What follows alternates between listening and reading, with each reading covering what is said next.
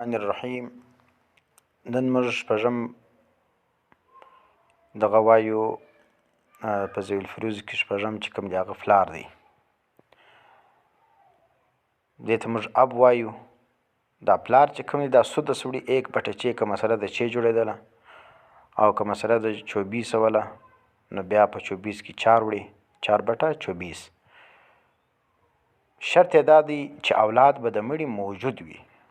وینې معنا د مړي په مسله کې تا وکتل د مړي اولاد چې کوم دی هغه زوی دی لور ده لمسی دی لمسۍ ده دا رقم د زوی زوی سو د زوی لور سوله په دا کې چې یو هم موجود وي بس بیا پلار چې کوم دی هغه سدس وړي او که نو موجوده بیا چې کوم دی هغه په طور د عصبه باندې بیا هغه بیا وروسته روان دي.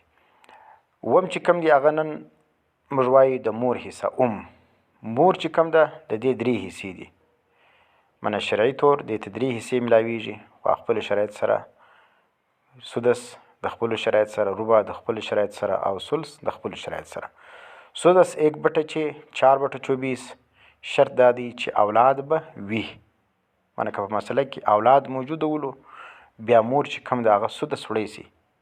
که اولاد نو ولو اخوه ته بیا وګوره اخوه سته که نسته. اخوه موږ ویلو د اخوه څه چی مراد ولو د اخوه څخه هغه حقي علي اور اخیافي خور ورور په دې کې چې یو هم موجوده سلو بس بیا چې کوم دغه مور دغه چې کوم دغه سدس وړي.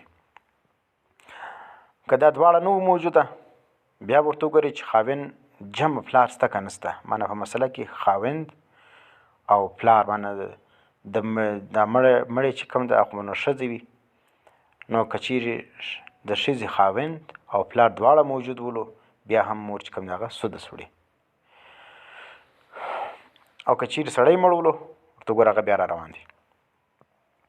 ښځه د مړي مور دا ربع وړي 1/4 6/24 که مسله د 24 وله بیوی جمع باب ټیک روښان څه معنی که دا ولو که د مړي ماینه موجوده وله او دا رقم د مړي پلار په مسله کې موجود ولو په وارثانو کې نو بل ته مور هم ورسره موجوده ده نو بیا چې کوم هغه دا ربع وړی سي.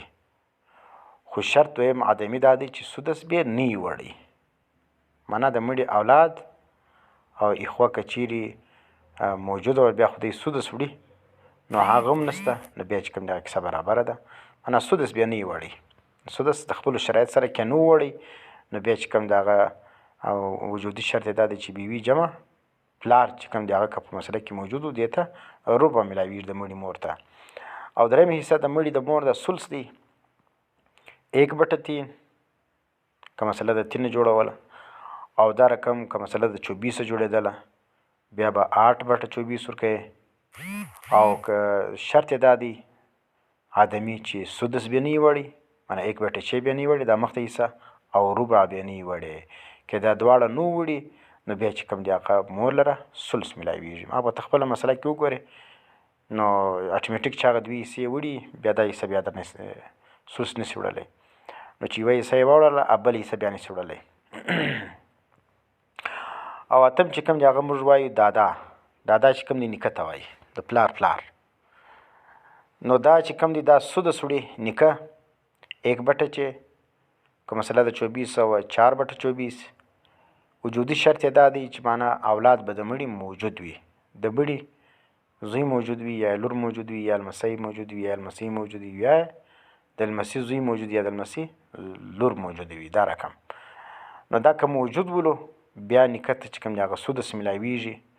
او دویم شرط یې دا دی پلار به نه وي موجود. معنا د مړي پلار که نه موجوده ځکه بیا نیکه چې کوم دی هغه د پلار پر ځای قایم مقام سولو نو ځکه کوم حصه چې پلار ته ملاوېدله د سدس ته هغه به درته ملاو سي.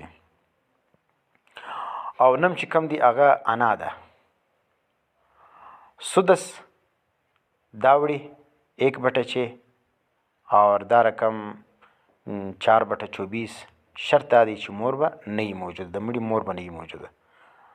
او دا رقم بل دا دی د مړي پلار به نه وي موجوده. دا په فقه حنفي او مالکي دواړو کې وینې د هغو مطابق د مړي مور به نه وي موجوده او د مړي پلار که نو موجوده نو بیا چې کوم د انا دا سدس وړی سي.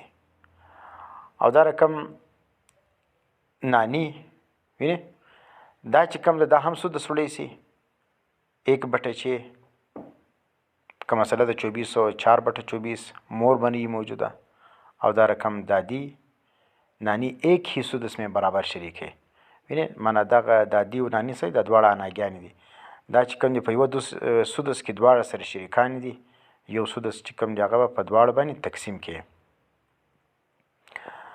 ښه